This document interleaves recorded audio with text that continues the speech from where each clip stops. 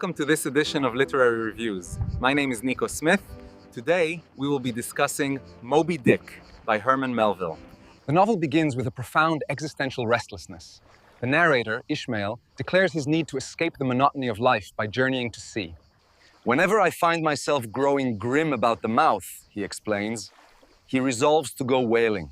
He makes his way to New Bedford and then Nantucket, meeting the heavily tattooed noble cannibal Queequeg, a harpooner from a fictional Pacific island. I'm sorry, Ishmael, but we are completely booked, and the only solution I can offer is for you to share a room with someone who already has reservations.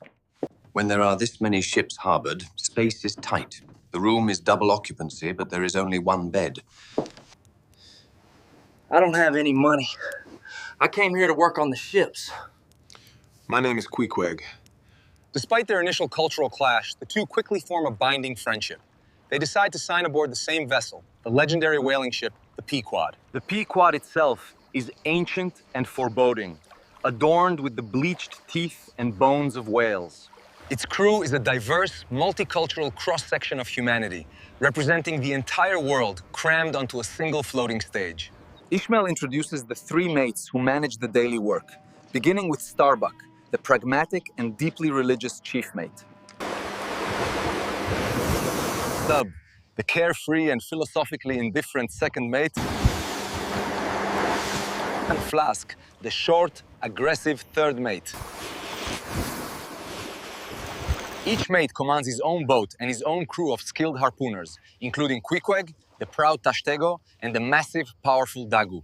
The true nature of the voyage is only revealed after the Pequod has left port and is well out to sea. The mysterious, granite-faced Captain Ahab finally appears on deck. A figure of consuming intensity. Ahab is a man broken not by age, but by a singular event, the loss of his leg to a massive, unusually intelligent, and terrifyingly white sperm whale.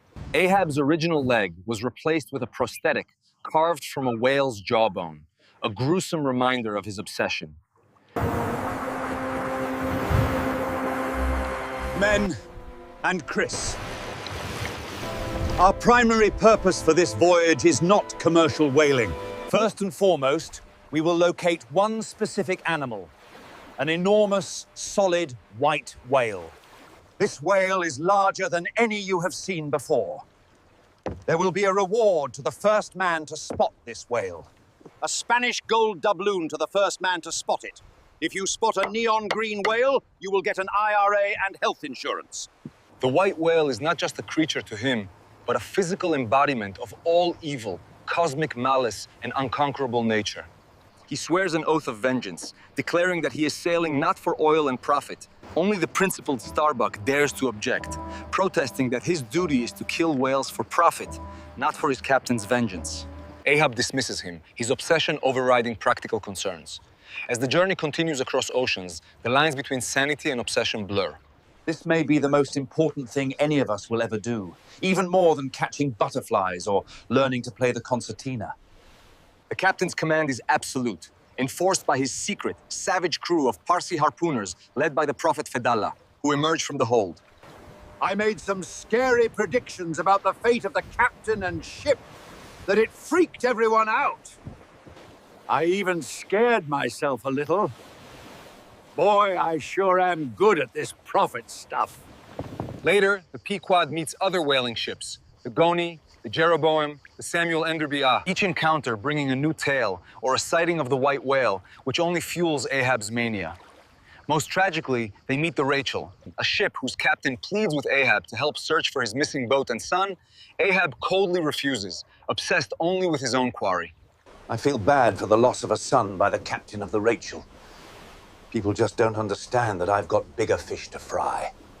Starbuck continues to be the voice of morality, but his resistance crumbles under the weight of Ahab's charisma and authority. When a ferocious typhoon strikes, threatening to destroy the ship, Ahab extinguishes the sacred fire of the compass. Taking matters into his own hands and showing that he now claims dominion even over the laws of nature. Science calls this St. Elmo's fire, a natural occurrence which goes away in time. I've got these guys thinking it's the sacred fire of the compass. The climactic battle is spread over 3 relentlessly brutal days. On the first day, Ahab manages to harpoon the whale, but Moby Dick bit his whaleboat in half. Captain Ahab and his men were quickly rescued by one of the other whaleboats and the Pequod itself.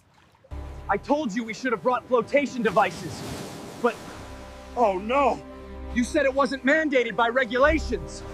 Starbuck, thanks for circling back to get us. You should have seen the one that got away. On the second day, the whale is sighted again.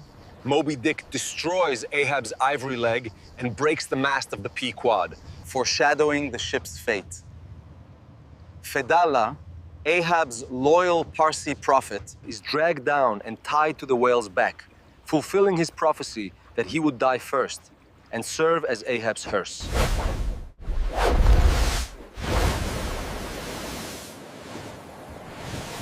On the third and final day, the Pequod is a wreck. Captain Ahab, desperate and bleeding, Sees Moby Dick breaching and turns the remnants of his boat toward the whale. The great whale rams the Pequod with monstrous force, opening a fatal breach in the hull. To the last I grapple with thee! From hell's heart I stab at thee! For hate's sake I spit my last breath at thee! As the ship begins to sink, Captain Ahab throws his last harpoon. He is caught in the line and pulled under, vanishing beneath the waves. the entire crew, including Starbuck, Stubb, and Flask, is sucked into the terrifying vortex created by the sinking ship.